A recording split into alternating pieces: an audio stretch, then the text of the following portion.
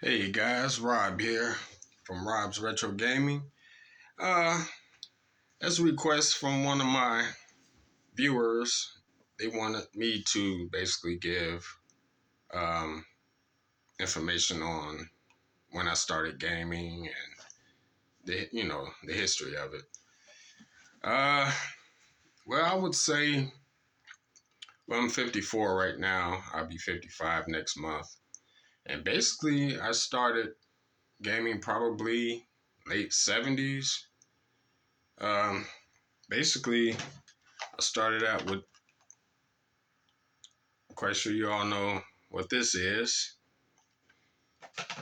These are not my original. These are my wife's games. But yeah, I basically started out with these handheld games, and I know you guys remember Wildfire. It's my first handheld pinball machine, electronic pinball machine. And yeah, I would say maybe around 77, 78-ish is when I started. And my first video game, of course, was the Atari. Well, it was the Sears version, Sears Video Arcade, which is the same as the Atari 2600. I started with that. Came with, I believe it's Target Fun, Air Sea Battle. I can't remember which one it was, but it's the same game, but it's just different. Sears version had their name. I believe it was Target Fun. Started with that and Space Invaders, and I got that video game probably Christmas. It was Christmas of '79 when I got that, and it just started from there. Um, I didn't get a lot of games growing up. My friends, they all got like a bunch of games.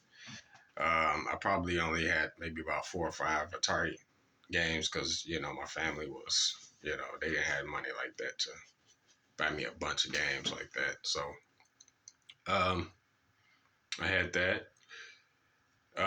Well, the first time I actually played a video game was probably 76, 77. A friend of mine had Pong. And yeah, that was around 76, maybe early 77, something like that. And maybe 78. But I got the Atari, Christmas of 79. Then Christmas of 81, I got the Intellivision, which is the Super Video Arcade. I'll show it to you.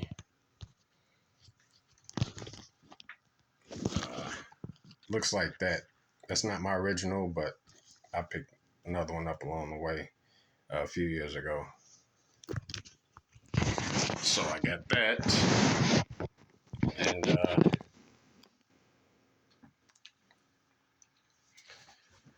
yeah, I had that. And I played that for about 3 years until Christmas of 84. I got a Atari 800 computer. But that was dead out the box. It didn't work, so parents took it back, and I said, well, I don't want this anymore. I want the Commodore 64. That seemed like a much better computer. So I got that, um, for Christmas of 84, going into 85. And I played that for a few years to maybe about 87, 88-ish. I never did get a Nintendo NES back then. Because I got my driver's license and I was more into driving and hanging out and stuff. So I put kind of the video games on the back burner. And then around 87 to 88, I was like 19, 18, 19, 20, up in there, about 19. I started working full-time job, getting paychecks. So I kind of put the video games on the back burner, late 80s, because I was driving and making money. and I was into cars at that time. So I put the video games on the back burner until like maybe 92, 93. And that's when I got I had Super Nintendo. I had a Super Nintendo for a minute. Took that back. Got the Sega Genesis. I like that much better actually. So I had that for a little bit, and then I got TurboGrafx 16. This was, I would say, mid 90s, 90, well, 93, 94, 95, up in there. Uh, and then after that, uh, let's see, I kind of put it back on the back burner until around 2001. I got the Sega Dreamcast. Awesome game. Awesome. I love it. I still got my original from 2001. And then I got an Xbox. I still have that one. I got that maybe 2003 ish, somewhere around there. And then I got the Xbox 360. That was 2005, somewhere up in there. Then I got the Xbox One. Like a few years after that. But my love is always has been back then. The games back then, the Atari and television. I never had a ColecoVision, but I loved it. Atari 5200. So yeah, that's pretty much my history. Started out late 70s, and yeah, I mean, I always find myself these new games.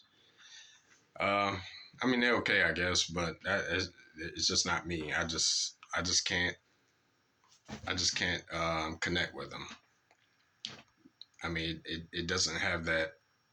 Uh, I just don't feel that connection with these new games, and I always go back to my old games.